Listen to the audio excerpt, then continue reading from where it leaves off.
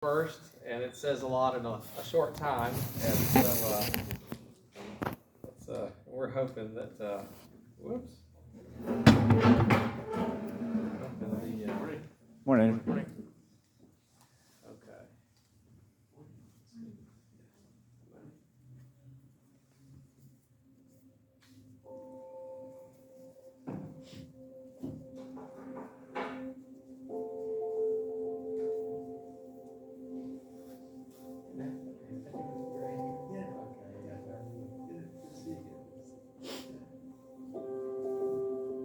As followers of Jesus, we know that he calls us to love our neighbors. But frankly, this can be challenging when our neighbors are different from us. When they look different, speak a different language, hold to different customs, or practice a different religion. Opinions abound regarding refugees and immigrants who have settled in America. But whatever we may think of them personally or politically, they are our neighbors, and we must love them. And opportunities abound in our communities to do just that. Refuge International can help. Refuge International exists to glorify God by partnering with local churches to love refugees and immigrants. How do we do this?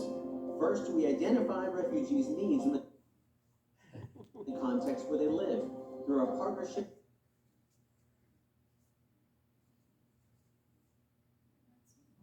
Come on, Auburndale Internet. with Launch International, an impact real estate company with a mission similar to our own. And second, we connect them with volunteers from local churches who are trained in programs designed to meet these needs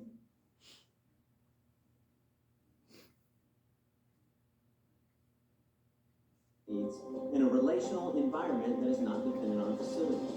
So whether it's a need to learn English or just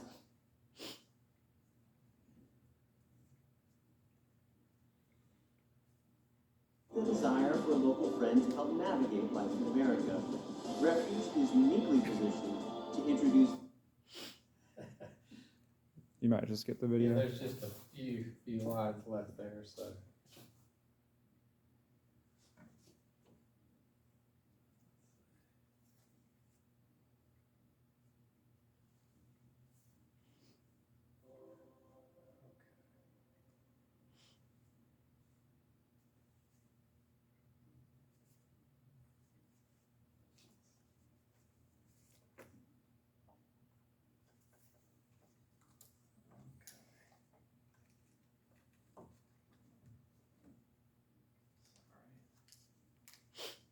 This is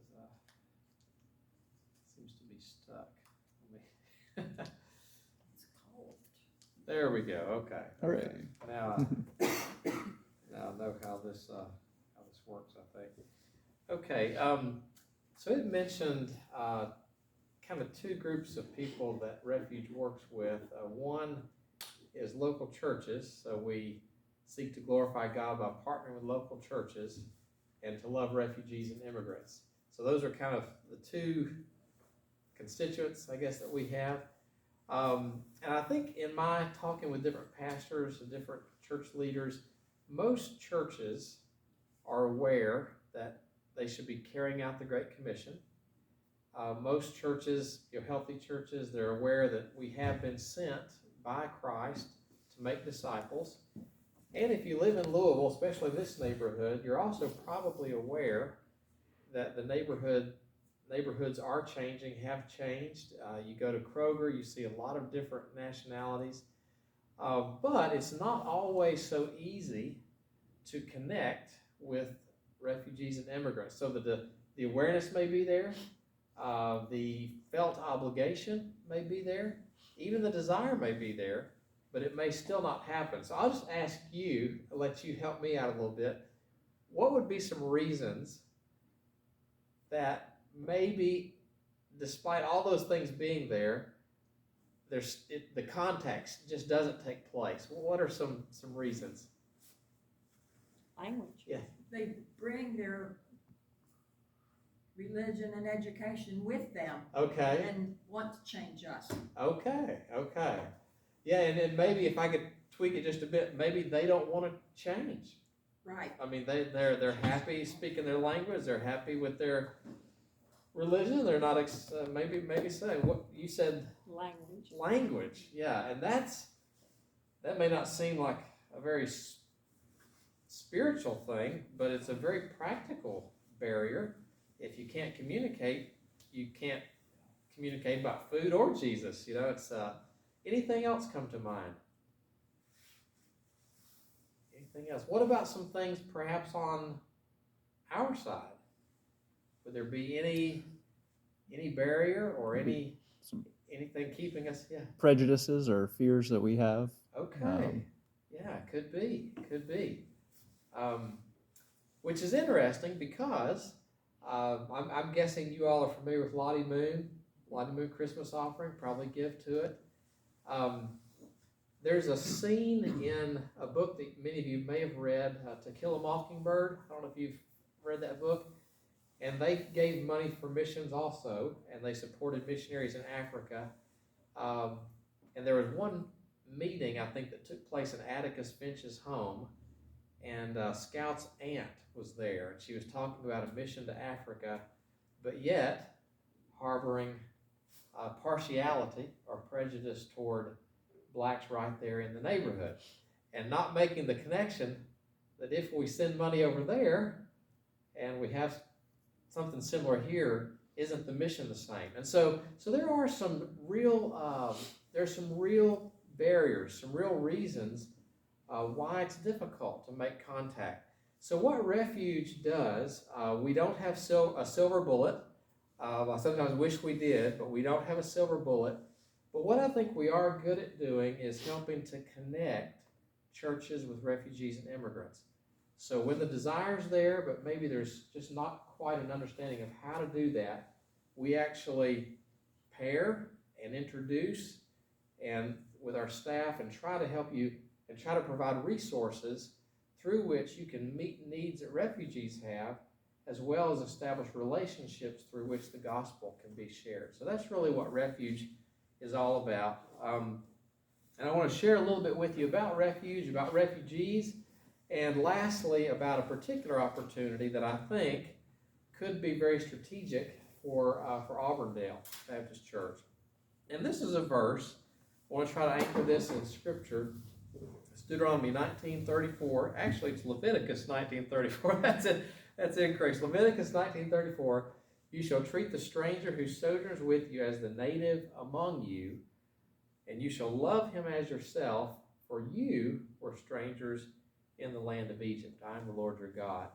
And this really kind of reminds us where we come from, and I think this is Israel, but in a spiritual sense, all of us were separated from God by our sin. Had Jesus not bridged that gap, we would have been no closer to heaven than a Muslim in Saudi Arabia. I hope we agree on that. But sin separates them, sin separates us. And we may come up in different cultures and different ways of life, but that same sin separates us. So we do have a lot in common with the refugees and immigrants around us in terms of the same thing separates us from God until we meet Jesus Christ.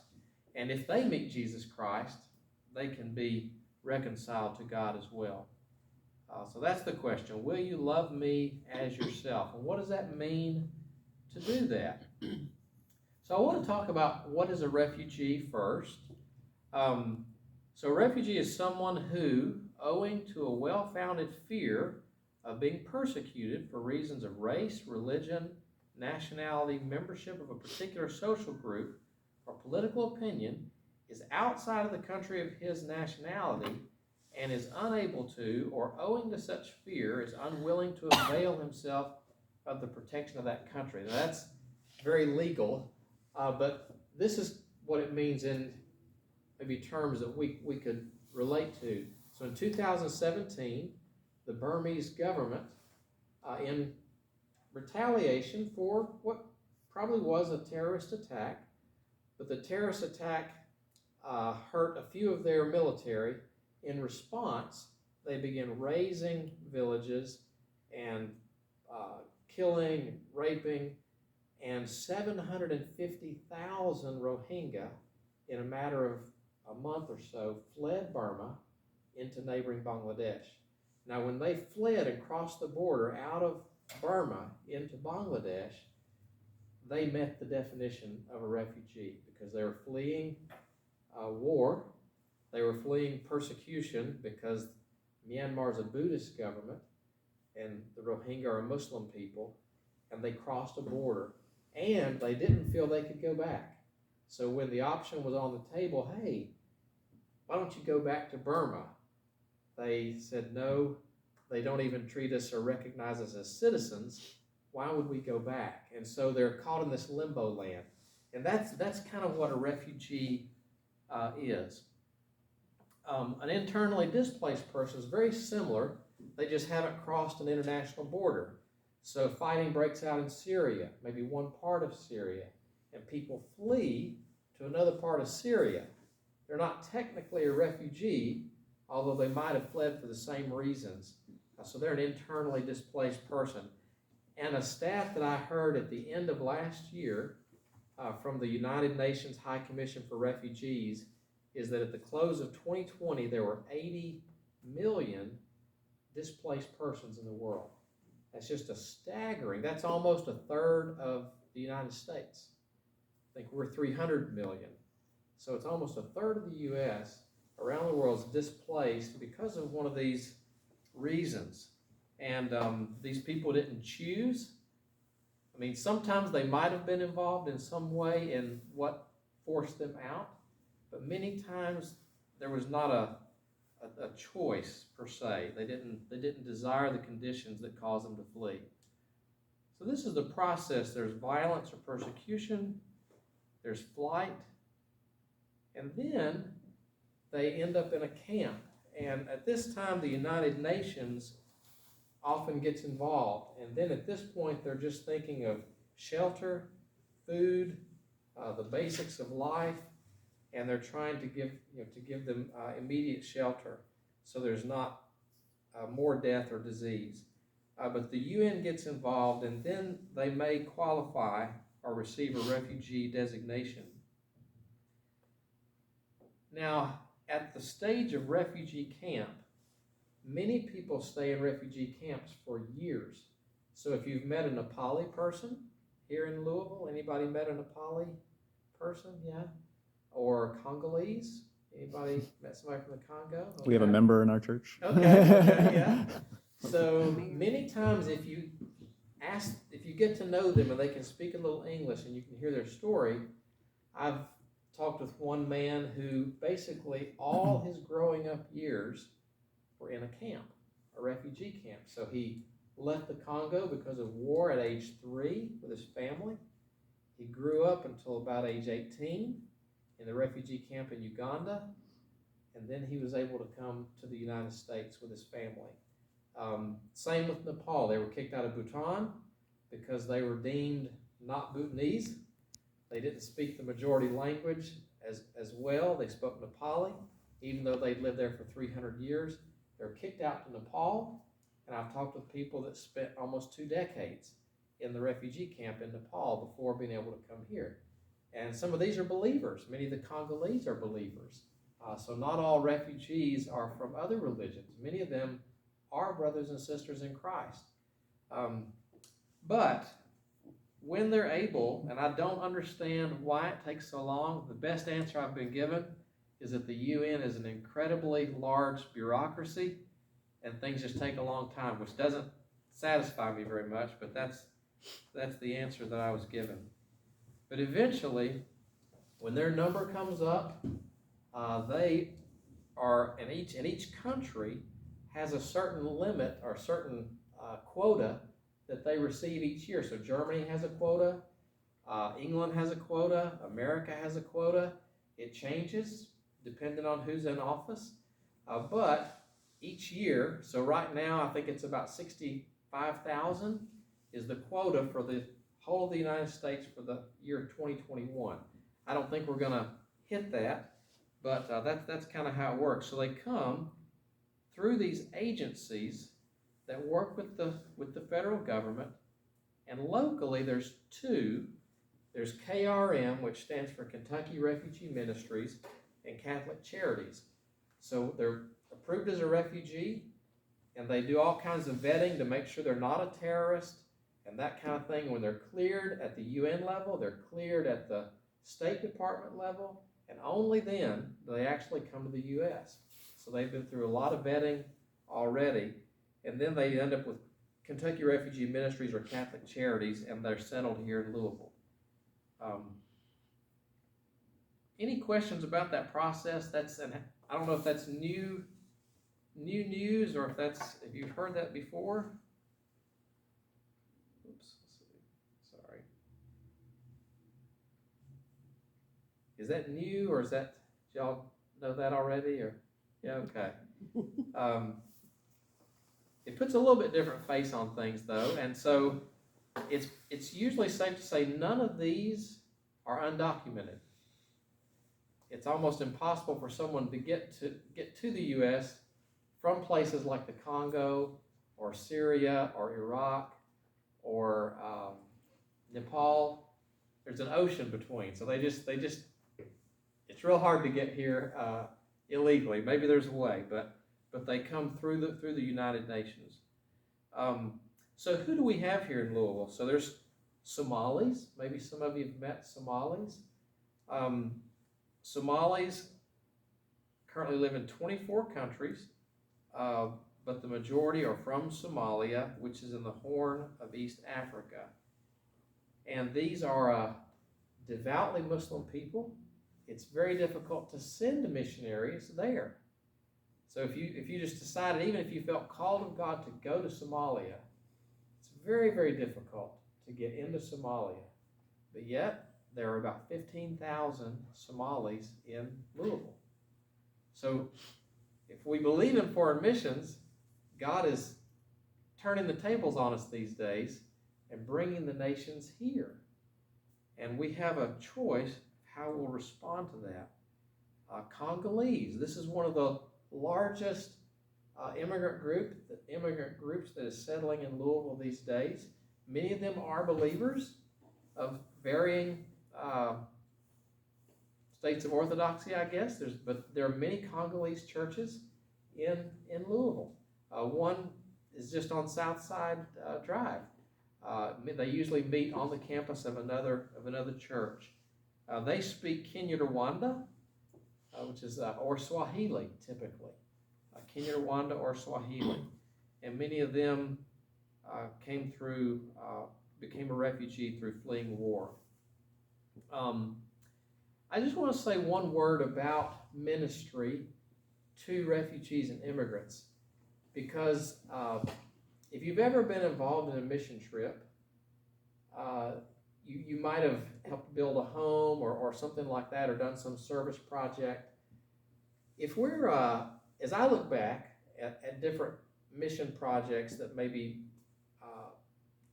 were hosted by churches that we were involved with, many times the missions project, it does more for the person who's on the mission project than it does the people that are on the receiving end, which is not bad. I think it changes the lives on both sides.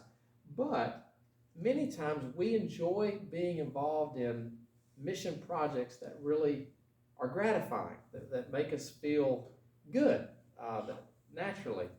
But this particular ministry tends to humble the person who's involved in the ministry because you can't communicate so easily. You can't move that quickly. You have to slow down your pace. You're forced, if you're going to communicate with them and relate to them, you have to make some changes yourself, which is not easy. So that's what this verse, the reason I wanted to share this verse, it's 2 Corinthians 4:7, but we have this treasure, which Paul's talking about the light of the knowledge of the glory of God in the face of Jesus Christ.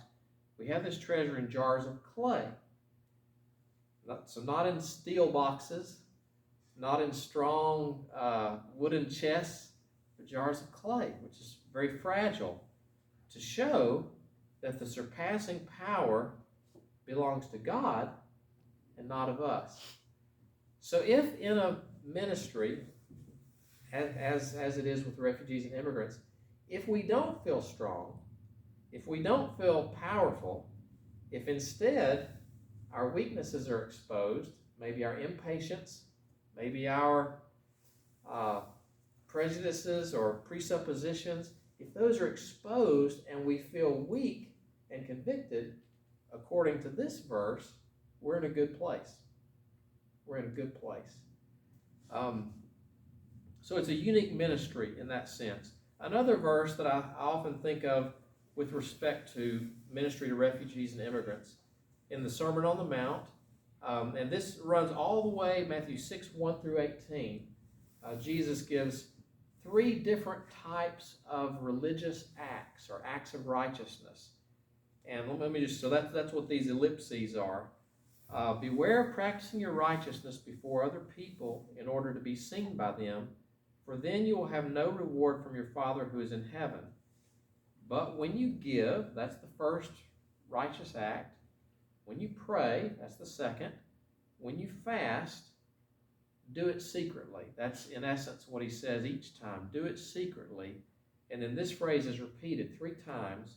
And your Father who sees in secret will reward you.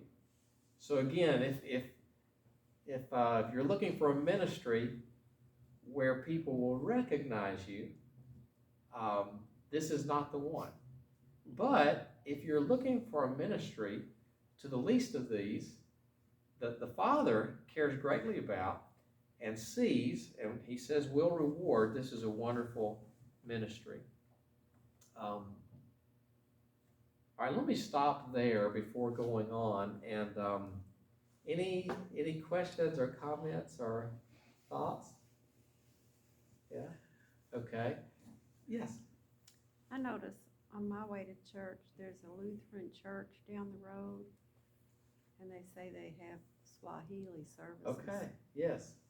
It's out on the board there. Yes, and is there a van parked there too that says I think I may have seen that one. Yeah.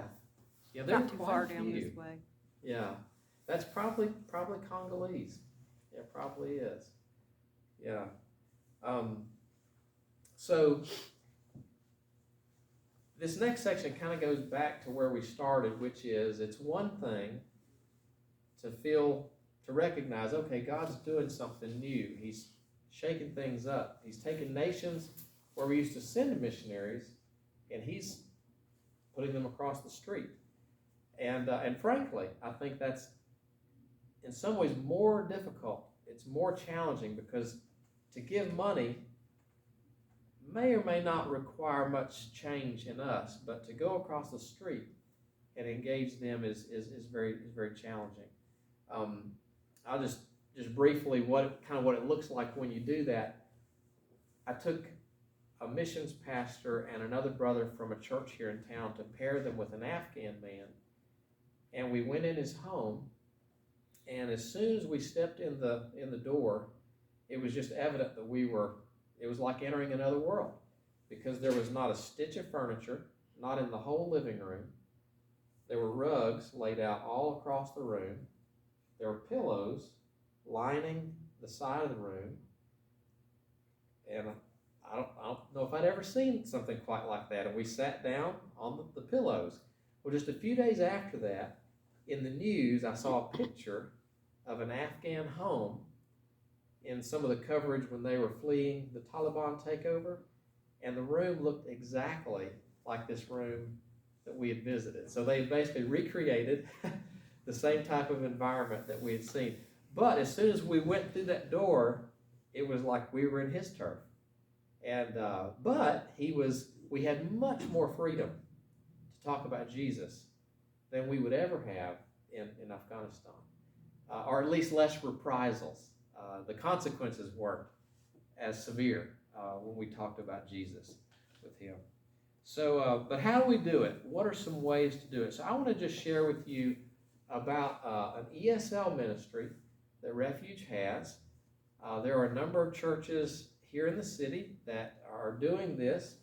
There are about 3 this year that have made a decision to start having an ESL ministry on their campus. And it's really the only ministry offering that Refuge has that brings refugees and immigrants to the church campus every week. So it's unique in that respect.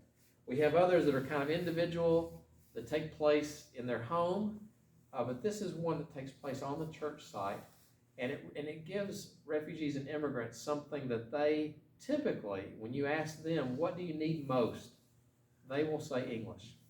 Even after 5 years living in country, they will say, I really want English. Which it may not always seem like that, because it seems like they just want to speak their own language. But how many have ever learned another language? I'm just curious. A little bit? Okay. Well, if you're like me, when I was in high school, I had to take Spanish. Had to. At least 2 years to get the comprehensive diploma. And I remember thinking, I'm from Somerset, Kentucky, I remember thinking, why do we have to take Spanish? No Spanish-speaking people live here. I'll never use this. And a lot has changed in 30 years or so. Now there are abundant opportunities to use Spanish, probably in Somerset too, but definitely here in Louisville. Then God took us to India. We served overseas for 13 and a half years, most of it in India. And so we had to learn to speak Urdu and to communicate in their language.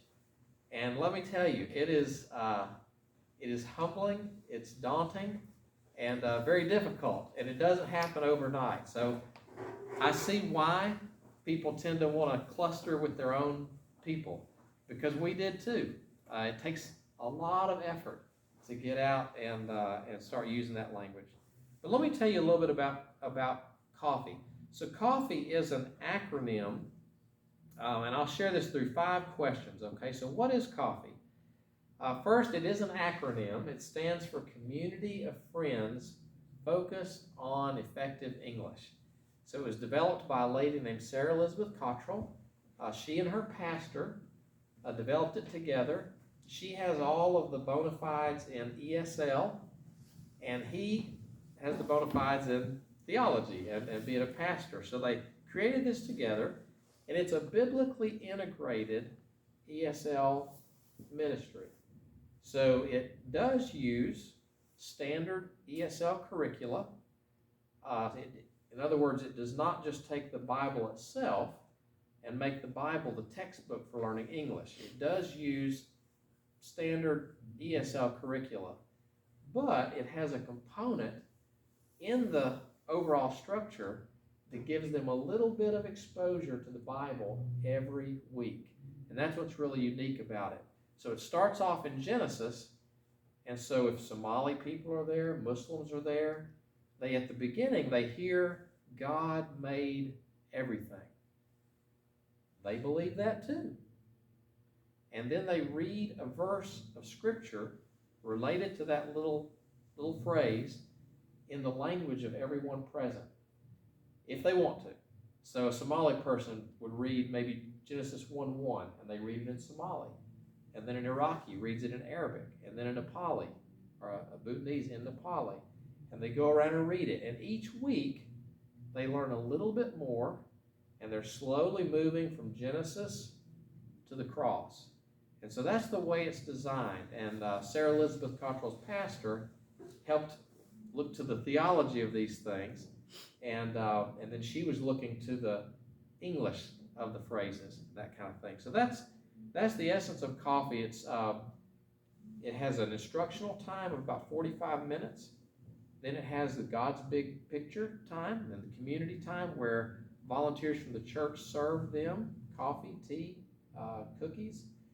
And then there's a little more instruction time. So it's instruction, community time with God's big story, and then more instruction. So that's coffee. But everything that Refuge does is in hopes of meeting a need among refugees and immigrants, but then also establishing a relationship.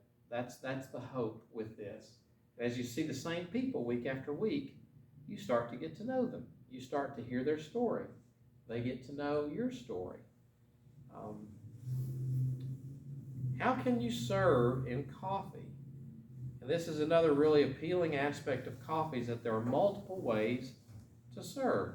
The site director is the person that basically helps to coordinate everything. So from instruction, making sure the teachers have what they need, liaising with us, liaising with the leadership of the church with regard to the facility, things like that. That's the site director. You have the teachers. And the teachers do not necessarily need to have any teaching experience or experience with other languages. It helps, but it's not necessary. We do train you. Child care workers, because it's a lot easier for people to concentrate on learning English if they don't have to worry about their kids. So that's another part of this. And then servers. This is the people. These are the people that serve tea, coffee, snacks, and a driver. So all of these are not necessary right at the beginning. It can function with just a site director and a teacher. But as you add more teachers, you can offer different English levels, because not everybody's on the same level. And then as you add child care workers, servers, drivers, it just becomes a more robust program. So what this could look like is someone driving across to the apartment complex just across the way, picking people up once a week, bringing them over. And all of these different ways of volunteering all have their own opportunities for building relationships, and you get to know people along the way. Who can serve in coffee? As long as you know Jesus and speak English, you can serve in coffee. I'm not exaggerating. You may feel out of your depth or out of your element, but that's kind of our job, is to help equip you and to walk alongside you as you prepare and do this. Okay, how does coffee relate to other ministries at Auburndale? Now, I'm not familiar with all the ministries that Auburndale has, but I know we've talked a little bit. I've heard of some past attempts to make a connection with refugees and immigrants. I think there was something like a fall festival or a fair. We used to do like a Reformation Day Okay. type thing, but Okay. yeah, Was there a popcorn machine or? there has been in the past. Okay. Yeah. Okay. I was picturing this kind of fair type atmosphere, and I think door to door. I think you guys have done some door to door. So I want to just kind of show how the Coffee ESL ministry might interact or relate or cooperate with these ministries and perhaps others. So I want to just do this from a standpoint of number of volunteers involved, relational depth, and evangelistic focus, okay? So with the fall festival, let me just do these. So the number of volunteers that are necessary to pull off a fall festival or a Reformation Day celebration are a lot. I mean, logistically, it's heavy.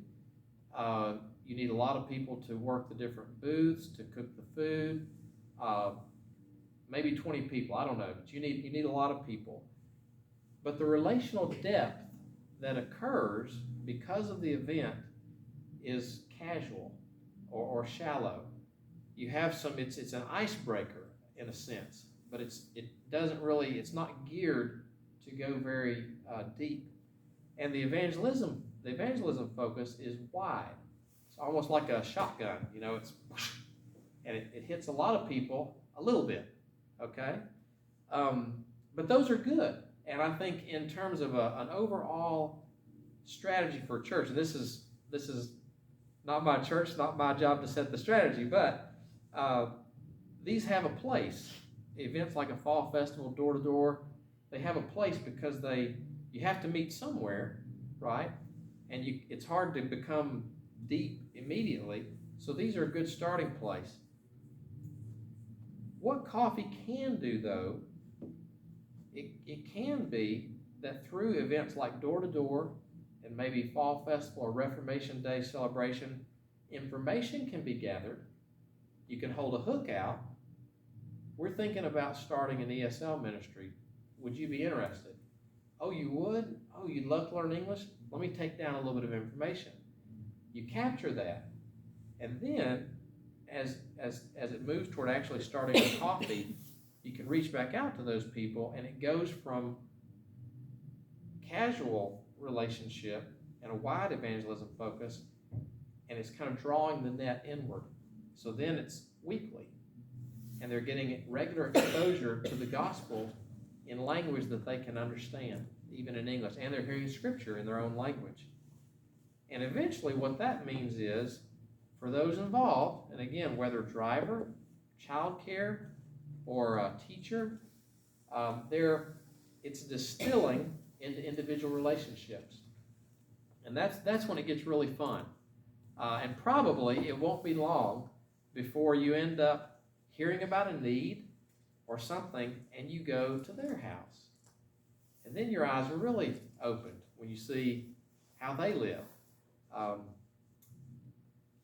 And then the number of volunteers involved is not as many, okay, so it's more to less, but the relational depth goes from casual to more intimate, and the focus from wide to narrow.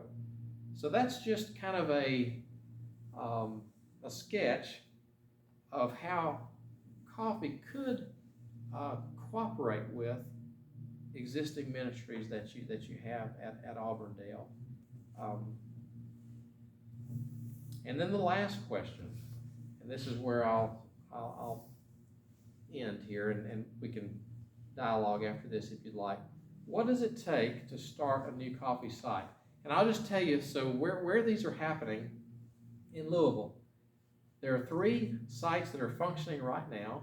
One is down the road a ways near Americana Apartments at the Hope Place. Refuge used to be in that building years ago.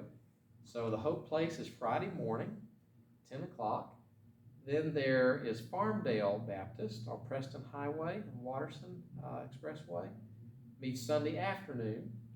And they have a lot of Hispanic migrant workers from Churchill Downs Trackside. So that's kind of their neighborhood. So they timed coffee right before their soccer outreach because they already had migrants coming to play soccer. So Hope Place, Farmdale, Forest Baptist, a predominantly African-American church in Newburgh, the Newburgh area. That location is probably going to be changing, but hopefully stay in that general area near West Butyl. Other churches that are starting, the talks are underway to start. One is Shively Baptist over on Dixie Highway. They have a lot of Nepali around their neighborhood. So many that their youth minister has reached out to those families, gotten to know a lot of them. And of course, the young people tend to speak a lot better English than the parents. So their youth group now is about half Nepali. It's a really beautiful picture, and the youth have pulled them into the home a lot of times. So Shively Baptist, hopefully in January, they've been going through the application process. Antioch, which is where I'm a member, we're in the process now of taking first steps to establish a site. And then Eastern Heights Baptist Church across the river in Jeffersonville. They also have a Hispanic church that meets on their campus. And one of the benefits of coffee for a church that has another ethnic church meeting in their space is that it can tether the 2 congregations together. You would think that if an ethnic church was meeting in the same space or the same building as an American church, they'd get close to one another. But it usually doesn't happen because of the same things that we mentioned earlier. Even at our church, there's a Nepali church that meets at 1 o'clock, but not so much interaction. Of course, COVID didn't help anybody in that respect.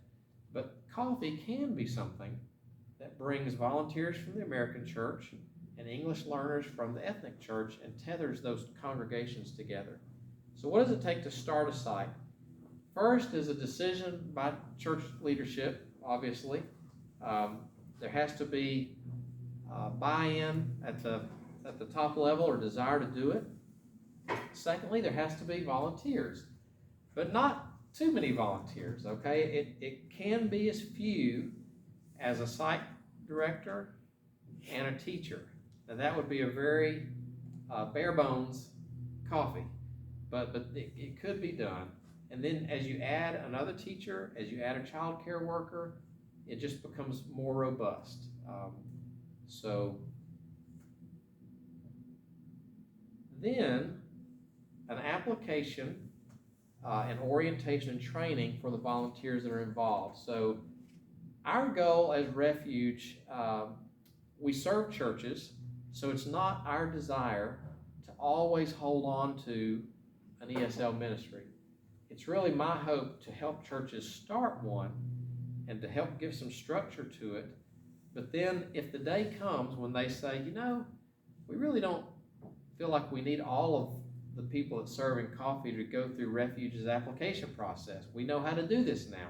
And at that point, I'd be happy to just turn it over and let it go. But in the beginning, since our name's also kind of attached and our name's on the line, we do ask that all that participate go through our volunteer application process. So and some of the stuff you guys may already do, like a ministry safe awareness training, just to make sure that we do right by the children of the refugees, a background check, that kind of thing.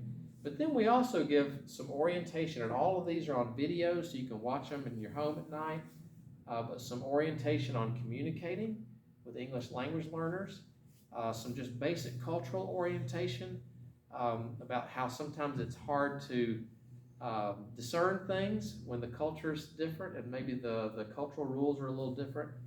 Then also we have 2 more in-depth teaching modules if you're going to actually teach. We have some that talk about language acquisition and teaching methods, and Sarah Elizabeth has put those together. The curriculum, so ordering the curriculum, there's 2 that we use. One's put out by Cambridge Press called Ventures, another's called That's Life. One kind of gets more at the nitty-gritty, the grammar components and things like that. Another is more conversational, so we have both of those. Establishing the time and the day that you want to do it, and typically I recommend that whatever time and day works best for the volunteers, that usually determines when you can do it, because chances are the refugees, you'll have some that can and some that can't whenever you have it. So if you have it in the evening, first shift workers can come, second shift workers can't, and maybe third shift can't. You have it in the morning, then maybe second, third can, the first can't. So just whenever your volunteers are able to do it. And then promoting it, with maybe a door-to-door outreach, and then launch day. And and that's pretty much it. So my hope today was just to give you a little taste of what it looks like to partner with Refuge and what this specific ministry looks like in particular. And I think Pastor Steve may talk with you more in the future about this. So I'll turn it over to you. Thanks, Matt. So the idea behind introducing, I met Matt a couple of years ago, and we started chatting about what he was doing at Refuge, and Matt and I have an interesting connection in our history, so that was kind of weird. But one of the things that we want to try and do is evangelism, we know, happens best in relationships. And so whether it's with Refuge or whether it's with Recenter or whether just through your own connections that you have, we want to find ways to establish relationships so that we can hopefully share the gospel and lead folks to Jesus. And we can do that in a number of different ways. This is one potential way to do it. This is actually the way that Mary Tambera became a member at our church. So Mary, is from the Congo. She visited the church, and Josh, Shara, and I had just randomly started up an English conversation class. We didn't have any curriculum or anything. We just kind of opened our Bibles and said, hey, we're going to talk. And she loved it and kept coming, and now she's a member here. So, I don't know what the Lord would have, but when Matt told me they had curriculum, I was like, oh, that's amazing. That's very little work. Like literally, like Matt said, you need people that know Jesus, speak English, and are willing to show up.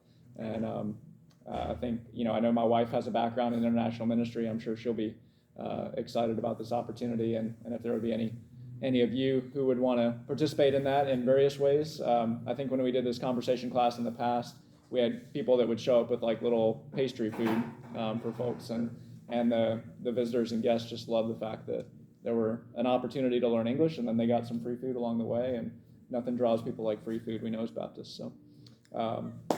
So with that, Matt, can you give me maybe 2 ways we can pray for the ministry of Refuge, and then we'll close. So we've had just, let's see, let me try to make this real concise. One that just comes to the top of my mind is pray for our finances. So we exist